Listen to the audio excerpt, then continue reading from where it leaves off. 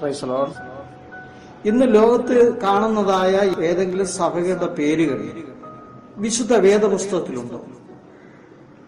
ഇല്ല എങ്കിൽ ഈ സഭകൾ ഏതാണ്? വെളിപ്പാട് പുസ്തകം 3:9 പറയുന്നത്, യഹൂദർ അല്ലാതിരിക്കെ യഹൂദരെന്ന് കളവായി പറയുന്ന ചിലരെ ഞാൻ സാത്താന്റെ പള്ളിയിൽ നിന്ന് വരുത്തും.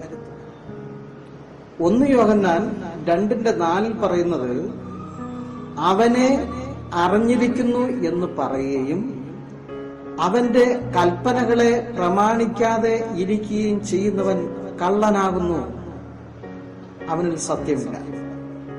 യേശുവിൽ വിശ്വസിക്കും, യേശുവിന്റെ ദർശനങ്ങൾ കാണും, പക്ഷേ ദൈവകൽപ്പന അനുസരിച്ചില്ല എങ്കിൽ അവൻ കള്ളനാണ്, എതിർ ക്രിസ്തുവാണ്. അപ്പൊ ഇന്നത്തെ സഭകൾ എന്ന് പറയുന്നത് താങ്കൾ ഉദ്ദേശിക്കുന്ന സഭയല്ല. ഇന്നത്തെ സഭ എന്ന് പറയുന്നത് വിശുദ്ധ വേദപുസ്തകത്തിലെ സഭകളാണ് ദൈവത്തിന്റെ സഭ, അല്ല ഇന്ന് കാണുന്നതായ സഭകളല്ല. ഈ വിശുദ്ധ വേദപുസ്തകത്തിൽ പുതിയ നിയമത്തിൽ ദൈവത്തെ ആരാധിച്ചതായ സകല സഭകളും 7-ാം ദിവസമായ ശബതി ദിവസത്തിൽ ദൈവത്തെ ആരാധിച്ചുകൊണ്ടിരുന്നതായ സഭയാണെന്ന്. എന്നാൽ ഈ ജാതികൾക്ക് ആരാധനാ ദിവസം വേറെ ഏതെങ്കിലും കൊടുത്തിട്ടുണ്ടോ? റോമർക്ക് എഴുതിയ ലേഖനം 9:4 പറയുന്നത്, അവർ ഇസ്രായേലിയർ, പുത്രത്വവും തേജസ്സും ബഹുമാനവും ആരാധനയും ന്യായപ്രമാണവും വാഗ്ദത്തങ്ങളും അവർക്കുള്ളത്, പിതാക്കന്മാരും അവർക്കുള്ളവർ തന്നെ, ജഡപ്രകാരം ക്രിസ്തുവും അവരിൽ നിന്നല്ലോ ഉത്ഭവിക്കുന്നത്, സകലതും അവന്റെ വകയാണ്. റോമർക്ക് എഴുതിയ ലേഖനം 3:1 മുതൽ 3 വരെയുള്ള വാക്യം പറയുന്നത്, യഹൂദന് എന്ത് വിശേഷത, അല്ല പരിച്ഛേദനയാൽ എന്തു പ്രയോജനം? വളരെയുണ്ട്. ദൈവത്തിന്റെ അരുളപ്പാടുകൾ അവരുടെ പക്കൽ സമർപ്പിച്ചിരിക്കുന്നത് തന്നെ. സകലതും അവന്റെ വകയാണ്. യേശുക്രിസ്തു അവന്റെ വകയാണ്. നമുക്ക് എന്തെങ്കിലും പറയാനുണ്ടോ? യേശുക്രിസ്തു തന്നത് യേശുവിന്റെ രക്തമാണ് നമുക്ക് തന്നിരിക്കുന്നത്. യേശുവിന്റെ രക്തം സകല പാപവും പോക്കി നമ്മെ ശുദ്ധീകരിക്കുന്നു. അപ്പൊ യേശുക്രിസ്തുവിന്റെ രക്തത്താൽ ശുദ്ധീകരണം പ്രാപിക്കുന്ന ഒരു വ്യക്തിക്ക് മാത്രമേ ദൈവത്തിന്റെ അനുഗ്രഹം ലഭിക്കുവാൻ കഴിയുള്ളൂ. താങ്കൾ യേശുവിന്റെ രക്തത്താൽ എങ്ങനെ ശുദ്ധീകരണം പ്രാപിച്ചെന്ന് ഞങ്ങൾ വിശ്വസിക്കുന്നത്? അപ്പൊ യേശുവിന്റെ രക്തത്താൽ ശുദ്ധീകരണം പ്രാപിക്കുന്ന ഒരു വ്യക്തി ദൈവം ശുദ്ധീകരിച്ചതായ 7-ാം ദിവസത്തിൽ ദൈവത്തെ ആരാധിക്കുമ്പോൾ മാത്രമേ ഒരുവൻ യേശുവിന്റെ രക്തത്താൽ ശുദ്ധീകരണം പ്രാപിക്കുന്നുള്ളൂ. ആ ശുദ്ധീകരണം പ്രാപിച്ചതായ സഭകളാണ് ഈ പുതിയ നിയമത്തിൽ കൊടുത്തിരിക്കുന്നതായ എല്ലാ സഭകളും.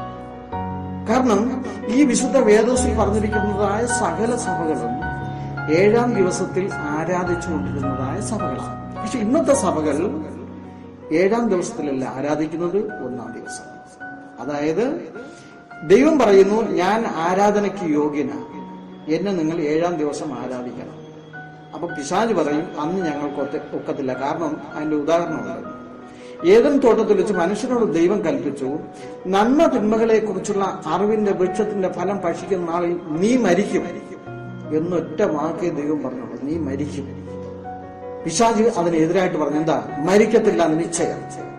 അപ്പൊ ദൈവം മരിക്കും എന്ന് പറഞ്ഞപ്പോൾ അവൻ പറയുന്നു മരിക്കത്തില്ല. ദൈവം പറയുന്നു, എന്നെ ശബത്ത് ദിവസത്തിൽ എന്നെ ആരാധിക്കണമെന്ന് പറയുമ്പോൾ പിശാച് പറയുന്നു, ഞങ്ങൾക്ക് ആ ഒരു ദിവസം ഒക്കത്തില്ല, ഞങ്ങൾക്ക് ഞായറാഴ്ച 1-ാം ദിവസമേ പറ്റത്തുള്ളൂ.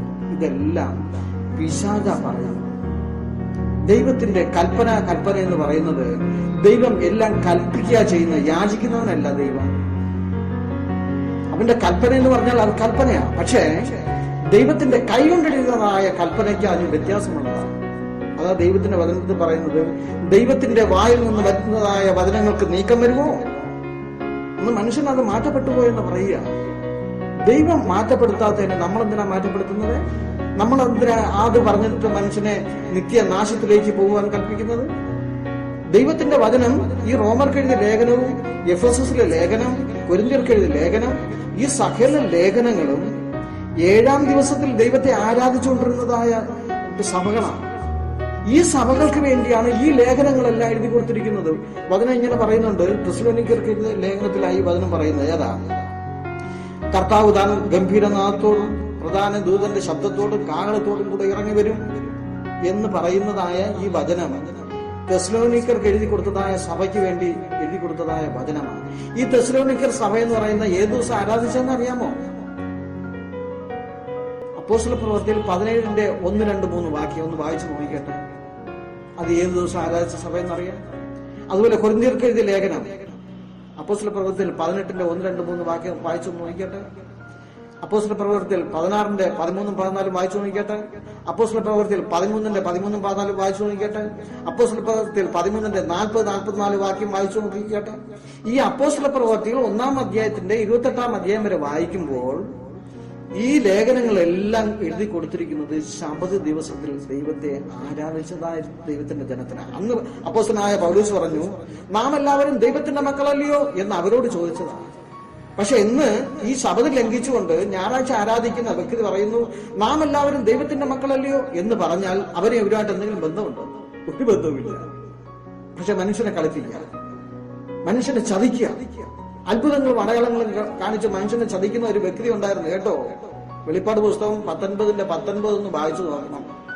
അവിടെ മൃഗത്തിന്റെ മുദ്ര ഏൽപ്പിക്കുകയും ചെയ്ത കള്ളപ്രവാചകനെയും ഇരുവരെയും പിടിച്ചുകെട്ടി ഗന്ധകം കത്തുന്ന തീ പൊയ്കയിൽ ജീവനോടെ തള്ളിക്കളഞ്ഞു. ഇന്ന് അത്ഭുതങ്ങളും അടയാളങ്ങളും കാണിച്ചുകൊണ്ടിരിക്കുക. യേശുക്രിസ്തു പറഞ്ഞു, മത്തായിയുടെ സുവിശേഷം 7-ന്റെ 21 പറയുന്നത്, എന്നെ കർത്താവേ കർത്താവേ എന്ന് പറയുന്നവൻ ഏവനുമല്ല, എന്റെ സ്വർഗസ്ഥനായ പിതാവിന്റെ ഇഷ്ടം ചെയ്യുന്നവരെത്രേ സ്വർഗരാജ്യത്തിൽ പ്രവേശിക്കുന്ന. അത്ഭുതങ്ങളും അടയാളങ്ങളും പ്രവചിക്കുന്ന സകല മനുഷ്യരും സ്വർഗത്തിൽ പോകാനിരിക്കുക. ഇവിടെ യേശുക്രിസ്തു പറയുന്നത് എന്താ? എന്റെ പിതാവിന്റെ ഇഷ്ടം ചെയ്യുന്നവരെത്രേ സ്വർഗരാജ്യത്തിൽ പ്രവേശിക്കുന്നത്. പിതാവിന്റെ ഇഷ്ടം എന്താ? ദൈവത്തിന്റെ ഇഷ്ടമോ? നിങ്ങളുടെ ശുദ്ധീകരണം തന്നെ. ശുദ്ധീകരണം കൂടാതെ ആരും ദൈവത്തെ കാണുകയില്ല. പഴയ നിയമത്തിൽ ദൈവം പറയുന്നത്, ഞാൻ നിങ്ങളെ വിശുദ്ധീകരിക്കുന്ന യഹോവയെന്ന് അറിയേണ്ടതിന് എനിക്കും നിങ്ങൾക്കും തമ്മിൽ അടയാളമായിരിക്കാൻ ഞാൻ എന്റെ ശബത്തുകളെ ഞാൻ നിങ്ങൾക്ക് തന്നു. എന്റെ ശബത്തുകളെ നിങ്ങൾ വിശുദ്ധീകരിപ്പീൻ, അത് നിങ്ങൾക്ക് വിശുദ്ധമല്ലോ. അതിനെക്കുറിച്ച് യേശുക്രിസ്തു പറഞ്ഞിരിക്കുന്നത്, പിതാവ് യേശുക്രിസ്തു ഈ ലോകത്തു നിന്ന് മാറ്റപ്പെടുന്നതിന് മുമ്പേ, മരിക്കുന്നതിന് മുമ്പേ പിതാവിനോട് അപേക്ഷിച്ചതായ അപേക്ഷ എന്താണെന്ന് അറിയാമോ? യോഹന്നാന്റെ സുവിശേഷം 17-ന്റെ 17 പറയുന്നത്, സത്യത്താൽ നീ അവരെ വിശുദ്ധീകരിക്കണമേ, നിന്റെ വചനം സത്യമല്ലോ.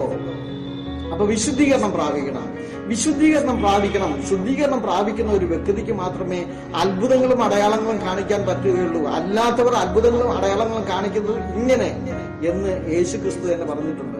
മത്തായിയുടെ സുവിശേഷം 7-ന്റെ 22, 21 വാക്യങ്ങൾ. കർത്താവേ കർത്താവേ, നിന്റെ നാമത്തിൽ ഞങ്ങൾ പ്രവചിക്കുകയും നിന്റെ നാമത്തിൽ ഞങ്ങൾ ഭൂതങ്ങളെ പുറത്താക്കുകയും നിന്റെ നാമത്തിൽ ഞങ്ങൾ വളരെ വീര്യപ്രവർത്തികൾ പ്രവർത്തിക്കുകയും ചെയ്തില്ലയോ എന്ന് അന്നാളിൽ എന്നോട് പലരും പറയും.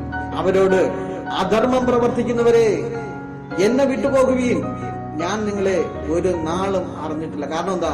ശുദ്ധീകരണം പ്രാപിക്കാതെ ഇവിടെ അത്ഭുതങ്ങളും അടയാളങ്ങളും കാണിക്കുന്നവരെയാണ് ഗന്ധകം കത്തുന്ന തീപ്പൊയിൽ ജീവനോടെ തള്ളിക്കളഞ്ഞത്. കാരണം ശബദനുസരിക്കത്തില്ല. ഇപ്പൊ താങ്കൾക്കും ഒരു ശബദിനെ കുറിച്ച് ദൈവം പറഞ്ഞിരിക്കുമ്പോൾ എന്റെ ശബദുകളെ നിങ്ങൾ വിശുദ്ധീകരിപ്പീൻ.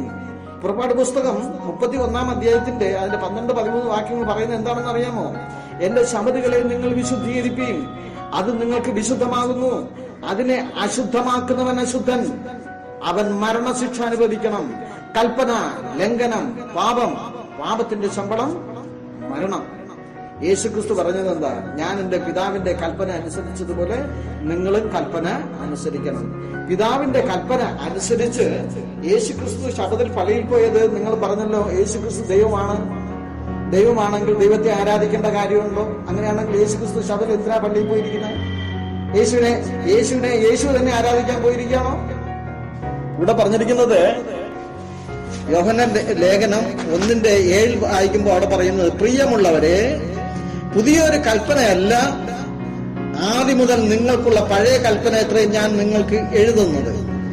പ്രിയമുള്ളവരെ, പുതിയൊരു കൽപ്പനയല്ല, ആ പഴയ കൽപ്പന നിങ്ങൾ കേട്ട വചനം തന്നെ. പുതിയൊരു കൽപ്പന ഞാൻ നിങ്ങൾക്ക് എഴുതുന്നു എന്ന് പറയാം.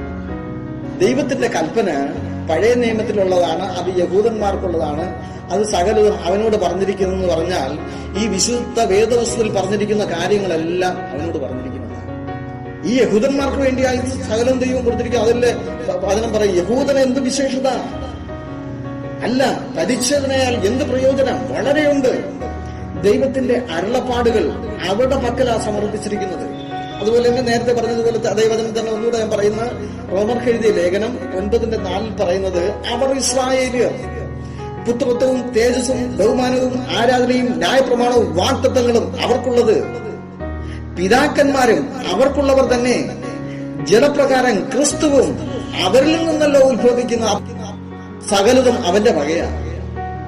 അബ്രഹാമും ഇസഹാക്കും യാക്കോവും ആരാധനയും ദിവസവും എല്ലാം അവന്റെ വകയാണ്. ദൈവം അവനാ കൊടുത്തിരിക്കുന്നതാണ്. നമുക്ക് അവകാശപ്പെടാൻ ഒന്നുമില്ല സഹോദര. നമുക്ക് അവകാശപ്പെടേണ്ട യേശുവിന്റെ രക്തമാണ്. യേശുവിന്റെ രക്തത്താൽ നിങ്ങൾ ശുദ്ധീകരണം പ്രാപിക്കുന്നുവെങ്കിൽ നിങ്ങൾ ശബദദിവസം ദൈവത്തെ ആരാധിക്കും. ശബദദിവസത്തിൽ നിങ്ങൾ ദൈവത്തെ ആരാധിക്കുമെങ്കിൽ ശുദ്ധീകരണത്തിൻ്റെതായ അനുഗ്രഹം നിങ്ങൾക്ക് തരും. എന്താ അനുഗ്രഹം? പുതിയ നിയമത്തിൽ, പുതിയ ആകാശത്തിലും പുതിയ ഭൂമിയിലും ദൈവത്തെ ആരാധിക്കുവാനുള്ളതായ അനുഗ്രഹം ലഭിക്കും. അവിടെ പുതിയ ആകാശത്തിലും പുതിയ ഭൂമിയിലും അല്ലെങ്കിൽ ദൈവരാജ്യത്തിൽ ഏത് ദിവസമാണ് ആരാധന എന്ന് അറിയാമോ? എബ്രായർക്കെഴുതിയ ലേഖനം 4-ാം അധ്യായത്തിന്റെ 9-ാം വാക്യം പറയുന്നത്, ആകയാൽ ദൈവത്തിന്റെ ജനത്തിന് ഒരു ശബദാനുഭവം ശേഷിച്ചിരിക്കുന്നു. ദൈവത്തിന്റെ ജനത്തിനാണ്. അവിടെ പെന്തക്കോസ്തുകാരോ അല്ലെങ്കിൽ മർത്തോമക്കാരോ അല്ലെങ്കിൽ ഓർത്തഡോക്സുകാരോ ഒരു കാര്യമില്ല. ദൈവത്തിന്റെ ജനത്തിന് ഒരു ശബദാനുഭവം ശേഷിച്ചിരിക്കുന്നു. അതായത് ഈ ഭൂമിയിൽ ശബദനുസരിക്കുന്നതായ വിശുദ്ധന്മാർ ആരെങ്കിലും ഈ ഭൂമിയിൽ ഉണ്ടെങ്കിൽ ദൈവം അവനെ ശേഷിപ്പിച്ചിരിക്കും. എന്തിനാ? പുതിയ ആകാശത്തിലും പുതിയ ഭൂമിയിലും ദൈവത്തെ ആരാധിക്കുക. യെശയ്യാവിന്റെ പുസ്തകം 66:22-23 പറയുന്നത്, ഞാൻ ഉണ്ടാക്കുന്ന പുതിയ ആകാശവും പുതിയ ഭൂമിയും എന്റെ മുമ്പാകെ നിലനിൽക്കുന്നത് പോലെ നിങ്ങളുടെ പേരും നിങ്ങളുടെ സന്തതിയും നിലനിൽക്കുമെന്ന് യഹോവയുടെ അരുളപ്പാട്. പിന്നെ അമാവാസി തോറും ശബത് തോറും സകല ജഡവും എന്റെ സന്നിധിയിൽ നമസ്കരിപ്പാൻ വരുമെന്ന് യഹോവ അരുളി ചെയ്യുന്നു. അവിടെ ഏത് ദിവസം ആരാധന? ശബത് ദിവസം. അപ്പൊ ശബത് ദിവസം യഹൂദന്മാരുടെ വകയാണെന്ന് നിങ്ങൾ പറഞ്ഞു കിടന്നാൽ നിങ്ങൾ പുറത്താ. പക്ഷേ യേശു ക്രിസ്തു പറഞ്ഞിരിക്കുന്നതായ വിശുദ്ധ കൽപ്പന നാം അനുസരിക്കണം. കാരണം റോമർക്കെഴുതിയ ലേഖനം 6:8 പറയുന്നത്, നിങ്ങൾ തമ്മിൽ തമ്മിൽ ഭാരങ്ങളെ ചുമപ്പീൻ, ഇങ്ങനെ ക്രിസ്തുവിന്റെ ന്യായപ്രമാണം നിങ്ങൾ നിവർത്തിപ്പീൻ. അപ്പൊ ചിലര് ചോദിക്കും, ഈ ക്രിസ്തുവിന്റെ ന്യായപ്രമാണത്തിൽ ശബ്ദമുണ്ടോ എന്ന് ചിലര് ചോദിക്കും. ഇതൊക്കെ അത് പരിശുദ്ധാത്മാവുള്ള ഒരു വ്യക്തിക്ക് മാത്രമേ ഇത് ദൈവം വെളിപ്പെടുത്തി കൊടുക്കുകയുള്ളൂ. ശബ്ദമനുസരിക്കാത്ത ഒരൊറ്റ വ്യക്തികൾക്കും പരിശുദ്ധാത്മാവിനെ ലഭിക്കുകയില്ല. താങ്കൾക്ക് അറിയാമോ? അങ്ങനെയാണെങ്കിൽ ഇന്ന് ലഭിച്ചിരിക്കുന്ന ആത്മാവ് ഏതെന്നറിയാമോ? ഇന്ന് പ്രവചിക്കുകയും അന്യഭാഷ പറയുന്നത്, മുടകൾ മാറ്റുന്നതും ഇതെല്ലാം ഏത് ആത്മാവെന്ന് അറിയാമോ? ദുരാത്മാവാണ് ഇതെല്ലാം. കാരണം അതുകൊണ്ടാണ് യേശു ക്രിസ്തു പറഞ്ഞത്, എന്റെ നാമത്തിൽ നിങ്ങൾ ഭൂതങ്ങളെ പുറത്താക്കും, എന്റെ നാമത്തിൽ നിങ്ങൾ വളരെ വീര്യപ്രവർത്തികൾ പ്രവർത്തിക്കും, പക്ഷെ എനിക്ക് നിങ്ങളെ അറിയത്തില്ല. യേശു ക്രിസ്തു പറയുന്നത്, ഈ ഭൂതങ്ങളെ പുറത്താക്കുകയും അന്യഭാഷ പറയുന്നതും പ്രവചിക്കുകയും ചെയ്യുന്ന പ്രവാചകൻ ഇവരെ ആരും എനിക്കറിയത്തില്ല. ലാസ്റ്റ് പറയുന്നതെന്നറിയാം, അധർമ്മം പ്രവർത്തിക്കുന്നവരെ എന്നെ വിട്ടുപോകുവിൻ, ഞാൻ നിങ്ങളെ ഒരു നാള് പറഞ്ഞിട്ടില്ല. കാരണം എന്നറിയാം, ശബദ് യഹൂദന്മാർക്ക് വേണ്ടി കൊടുത്തിരിക്കുകയാണ്. കൽപ്പന യഹൂദന്മാരുടെ വകയാണ്. ഇങ്ങനെ പറഞ്ഞ് ശാഠ്യം പിടിച്ച് നടക്കുന്നവരോട് അത്ഭുതങ്ങളും അടയാളങ്ങളും കാണിച്ചാലുള്ള അവസാനത്തെ സ്ഥിതി എന്ന് പറഞ്ഞാൽ, നേരത്തെ പറഞ്ഞ വെളിപ്പാട് ദിവസം 19-20 ഒന്ന് വായിച്ചു നോക്കണം. തീ പൊയ്കയാണ്. ശബദനുസരിക്കാത്തവരെ തീ പൊയ്കയിലിടുമെന്ന് പിന്നെ യിരെമ്യാ പ്രവചനത്തിന്റെ 17-27 വാക്യത്തിൽ പറയുന്നു. ശബദനുസരിച്ചില്ലെങ്കിൽ ദൈവം തീയിലിട്ട് ചൂള പോലെ കത്തുന്ന ഒരു ദിവസം വരാൻ പോവുക. ഈ ചൂള പോലെ കത്തുന്ന ആ ദിവസത്തിൽ തീയിലിടുന്ന ആരെയായിരിക്കും? ഈ ശബദ് ലംഘിക്കുന്നവരെയാ, ശബദ് അനുസരിക്കാത്തവരെയാ. അത് താങ്കൾക്ക് അതിനെപ്പറ്റി അറിയത്തില്ല. അറിയണമെങ്കിൽ പരിശുദ്ധാത്മാവ് ഉണ്ടായിരിക്കണം. പരിശുദ്ധാത്മാവ് പ്രാപിക്കണമെങ്കിൽ ദൈവത്തിന്റെ കൽപ്പന അനുസരിക്കണം. ദൈവകൽപ്പന അനുസരിക്കുന്ന ഒരു വ്യക്തിക്ക് മാത്രമേ പരിശുദ്ധാത്മാവിനെ യേശു കൊടുക്കുകയുള്ളൂ. അതായത് യോഹന്നാന്റെ സുവിശേഷം 14-15-16 പറയുന്നത്, നിങ്ങൾ എന്നെ സ്നേഹിക്കുന്നു എങ്കിൽ എന്റെ കൽപ്പനകളെ കാത്തുകൊള്ളും.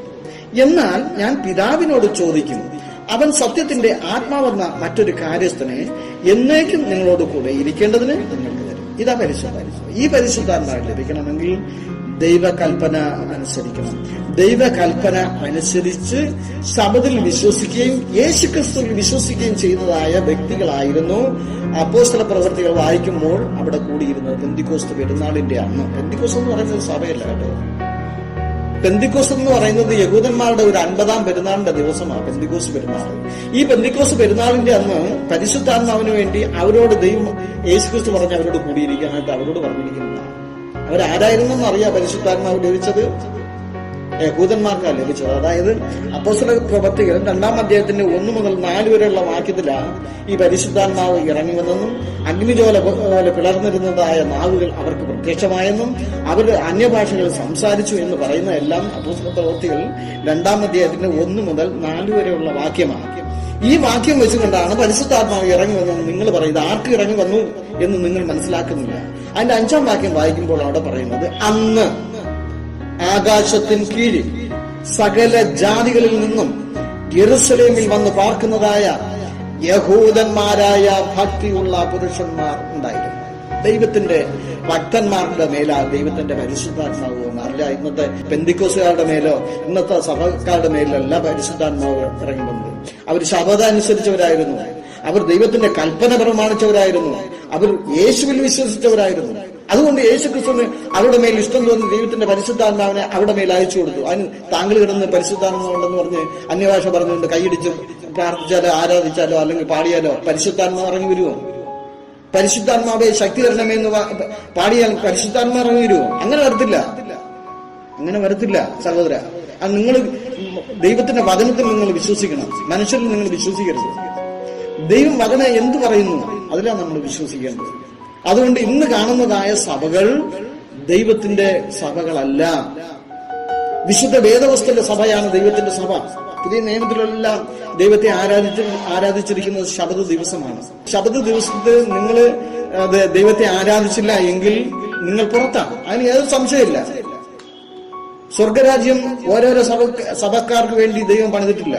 സ്വർഗരാജ്യം ഒന്നേ ഉള്ളൂ. ആ ഒരു സ്വർഗരാജ്യം അല്ലെങ്കിൽ ആ ദൈവരാജ്യത്തിൽ പ്രവേശിക്കണമെങ്കിൽ ദൈവത്തിന്റെ കൽപ്പന അനുസരിക്കുന്ന വിശുദ്ധന്മാർക്ക് മാത്രമേ പ്രവേശിക്കാൻ പറ്റത്തുള്ളൂ. വചനം ഇങ്ങനെയാ പറയുന്നത്. വെളിപ്പാട് പുസ്തകം 14:12 പറയുന്നത്, ദൈവകൽപ്പനയും യേശുവിലുള്ള വിശ്വാസവും കാത്തുകൊള്ളുന്ന വിശുദ്ധന്മാരുടെ സഹിഷ്ണുത കൊണ്ടുകൂടെ ആവശ്യം ബാക്കിയെല്ലാം ഡേറ്റ് ഔട്ട് എന്നാ പറയുന്നത്. ഞങ്ങൾ 10-20 വർഷം കൊണ്ട് ഞങ്ങൾ അത്ഭുതങ്ങളും അടയാളങ്ങളും കാണിച്ച് ഞങ്ങൾ ഉറക്കളച്ച് ഞങ്ങൾ നിന്റെ പ്രവൃത്തികളും ഞങ്ങൾ ചെയ്തുകൊണ്ടിരിക്കുമ്പോൾ ഇപ്പൊ പറയുന്നത് എന്താ?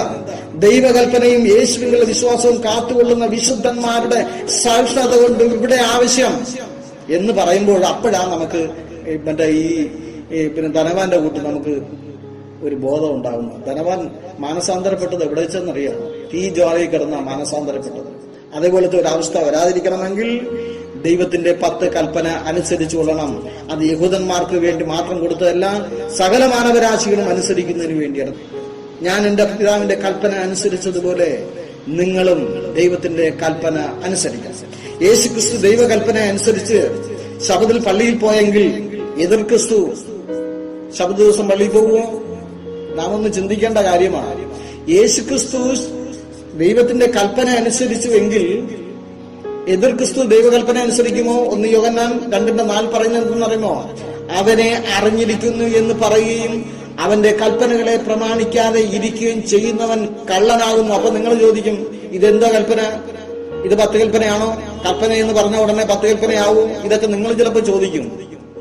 യേശുവിനെ അറിഞ്ഞിരിക്കുന്നു എന്ന് പറയുകയും അവന്റെ കൽപ്പന അനുസരിക്കാതെ ഇരിക്കുകയും ചെയ്യുന്നവൻ കള്ളനാണ്.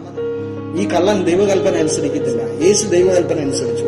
യേശു ദൈവകൽപ്പന പ്രകാരം ശബദ ദിവസം പള്ളിയിൽ പോയെങ്കിൽ എതിർ ക്രിസ്തു ദൈവകൽപ്പന അനുസരിച്ച് ശബദ ദിവസം പള്ളിയിൽ പോകുമോ? അതുകൊണ്ട് പ്രിയ സഹോദര, വചനത്തിൽ ദൈവത്തിന്റെ കൽപ്പന അനുസരിക്കണം, വചനത്തിൽ വിശ്വസിക്കണം.